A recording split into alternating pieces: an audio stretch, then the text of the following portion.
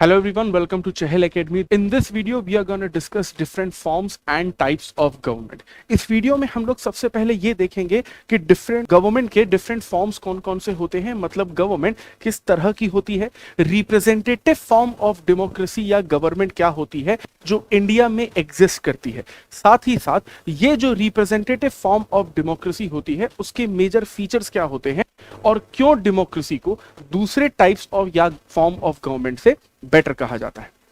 देखिए, किसी भी देश में जिस तरह की गवर्नमेंट काम करती है या जिस फॉर्म की गवर्नमेंट काम करती है वो इस बात से डिसाइड होता है कि उस कंट्री को रूल करने वाली गवर्नमेंट कौन सी है या उस कंट्री को रूल करने वाला पर्सन कौन सा है। एग्जाम्पल के तौर पर, अगर कोई एक ऐसा देश है जिसको रूल करने वाली गवर्नमेंट या पर्सन में किसी भी तरीके का स्ट्रक्चर या ऑर्गेनाइजेशन नहीं देखने को मिलता है, उस फॉर्म ऑफ गवर्नमेंट को हम लोग अनार्की के नाम से जानते हैं। या फिर अगर कोई एक ऐसी कंट्री है जिसको रूल करने वाला पर्सन ही उस देश की गवर्नमेंट है, उस फॉर्म ऑफ गवर्नमेंट को हम लोग मोनार्की या डिक्टेटरशिप के नाम से जानते हैं। या फिर अगर कोई एक ऐसी कंट्री है जिसको रूल करने वाले बहुत कम लोग होते हैं, जो बहुत पावरफुल, रिच क्लास या एलीट पीपल होते हैं, और वो बहुत कम लोग मिलकर ही उस देश को रूल करते हैं और गवर्नमेंट चलाते हैं, उस फॉर्म ऑफ गवर्नमेंट को ओलिगार्की या जुंटा फॉर्म ऑफ गवर्नमेंट के नाम से जाना जाता है। या फिर कोई एक ऐसी कंट्री जिसको रूल सभी लोग करते हैं, दैट मींस उस कंट्री के सारे सिटीजन्स उस कंट्री को रूल करते हैं, इस फॉर्म ऑफ गवर्नमेंट को डेमोक्रेसी के नाम से जाना जाता है, जो अगेन दो पार्ट्स में डिवाइडेड होती है, जिसे हम लोग डायरेक्ट या रिप्रेजेंटेटिव फॉर्म ऑफ डेमोक्रेसी कहते हैं। इसमें इंडिया में जो फॉर्म ऑफ गवर्नमेंट एग्जिस्ट करता है that is representative form of democracy. अब अगर हम इस रिप्रेजेंटेटिव फॉर्म ऑफ डेमोक्रेसी को समझने की कोशिश करते हैं, सो डेमोक्रेसी गवर्नमेंट का एक ऐसा फॉर्म होता है जहां पर लोग या सिटीजन खुद रूल करते हैं। दैट मीन्स लोग खुद से अपनी गवर्नमेंट को इलेक्ट करते हैं और वही गवर्नमेंट उस देश को चलाती है।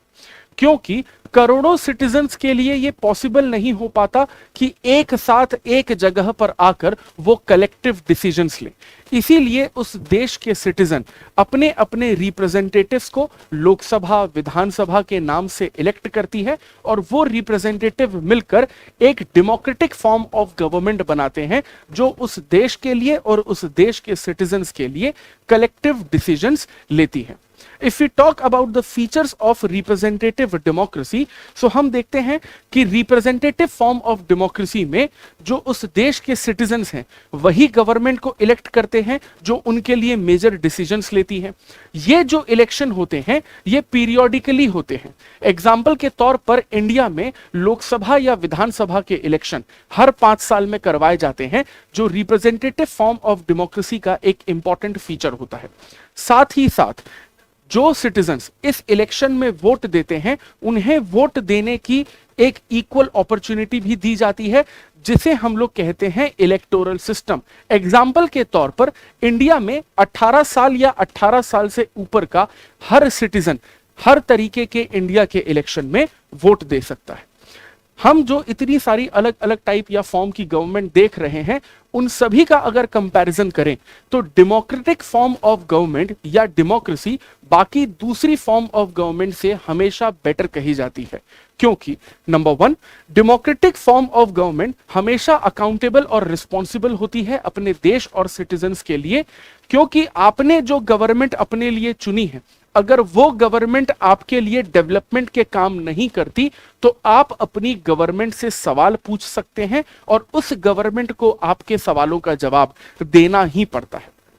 इसके अलावा डेमोक्रेटिक गवर्नमेंट जो होती है उसकी डिसीजन मेकिंग हमेशा बेटर या बेस्ट होती है, क्योंकि डेमोक्रेटिक फॉर्म ऑफ गवर्नमेंट में कोई एक पर्सन गवर्नमेंट को रूल नहीं करता, लेकिन सैकड़ों रिप्रेजेंटेटिव्स मिलकर उस गवर्नमेंट को रन करते हैं और सभी एक दूसरे की एडवाइस लेकर किसी कंक्लूजन पर पहुंचकर best of the best decision making करते हैं। साथ ही साथ जो रिप्रेजेंटेटिव फॉर्म ऑफ गवर्नमेंट या डेमोक्रेसी होती है, उसमें अगर किसी भी तरीके के डिस्प्यूट्स या कन्फ्लिक्ट हो जाते हैं, उनके सॉल्यूशन की प्रोसेस को सबसे ज्यादा बेटर माना जाता है। और अगर डेमोक्रेटिक फॉर्म ऑफ गवर्नमेंट में लोगों से किसी भी तरह की गलती हो जाती है तो उस मिस्टेक को करेक्ट करने का या सुधारने का मौका भी दिया जाता है। इसके अलावा डेमोक्रेसी अपने सिटीजन्स को गलती सुधारने का भी मौका देती है। एग्जाम्पल के तौर पर अगर हमने अपने लिए कोई गवर्नमेंट चुनी और उस गवर्नमेंट ने हमारे अकॉर्डिंग किसी भी तरीके के डेवलपमेंटल डिसीजंस नहीं लिए, तो आने वाले इलेक्शंस में हम अपने वोट किसी और पॉलिटिकल पार्टी या किसी इंडिपेंडेंट कैंडिडेट को देकर गवर्नमेंट बदल सकते हैं और अपने डेवलपमेंट के काम करवा सकते हैं। इस तरह से डेमोक्रेसी में की गई गलती ही हमें अपनी गलती को सुधारने का मौका भी देती है। इसी तरीके के इंपॉर्टेंट पॉलिटी के टॉपिक्स अगर आपको लगातार फॉलो करने हैं, जिसे आपको डिटेल में और सिंपल लैंग्वेज में पढ़ाया और समझाया जाएगा, जो आपकी यूपीएससी सिविल सर्विसेज एग्जामिनेशन की प्रिपरेशन को इजी बनाएगा, so please keep following Chahal academy. I will see you in the next video. Thank you very much.